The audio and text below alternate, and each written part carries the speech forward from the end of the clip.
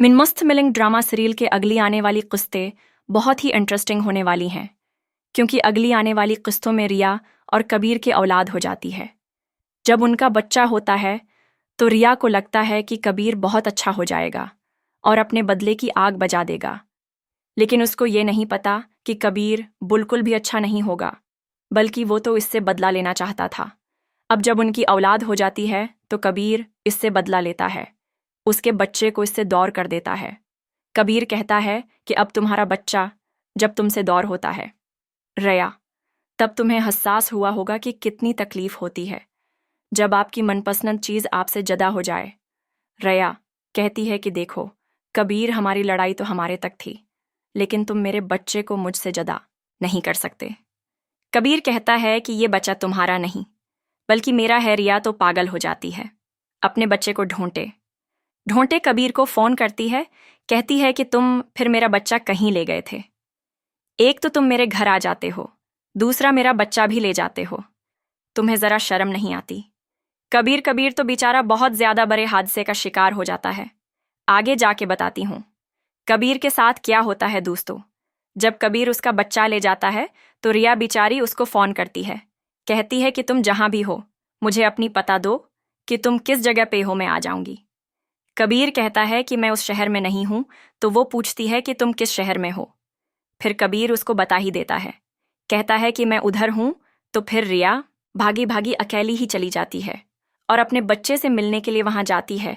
तो वहां पे कबीर अकेला होता है, उसका बच्चा नहीं होता। तो वो कहती है कि कबीर, मुझे बताओ कि मेरा बच्चा कहाँ पे है। कबीर कहता है कि चलो मैं तुम्हें मिलवा ही देता हूँ।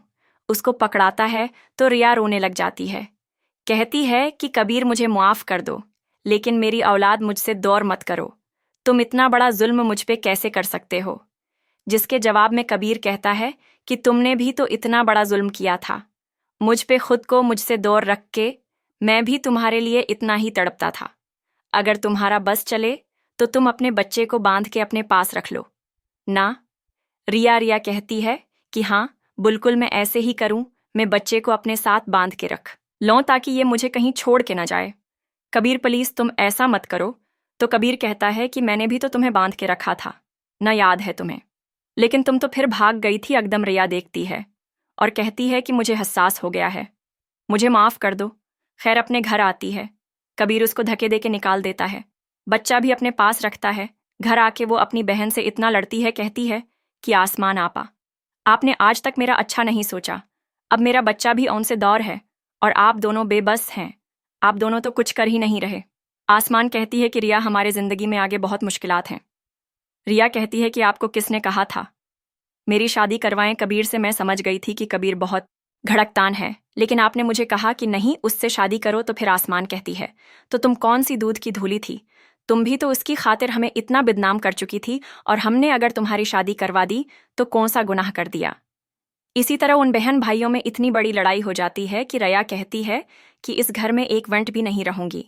अगर मुझे सड़कों पर सोना पड़ा तो मैं वहां चली जाऊंगी, लेकिन आप लोगों के साथ नहीं रहूंगी, क्योंकि मैं कबीर से वादा कर रहा हूं कि मेरे सारे रिश्ते नाते आप लोग से ख़त्म हो गए हैं। अब कबीर अपने दोस्तों के दाहिर यहाँ पे पता करवा लेगा कि मैं आप लोगों से मिलती हूँ या नहीं, इसलिए मुझे आपसे नहीं मिलना। अगर मैं आप लोगों से न मिलूंगी तो कबीर मुझे मचा दे देगा। कबीर, मैं और सिकंदर दोनों तुमसे माफ़ी चाहते हैं। तुम पल्लीस रिया के औलाद इससे दूर मत करो। अल्लाह हाफिज़। और हमारे चैनल ड्रामा रिव्यू को सब्सक्राइब कर लें ताकि हमारी आने वाली वीडियो आप तक पहुँच सकें।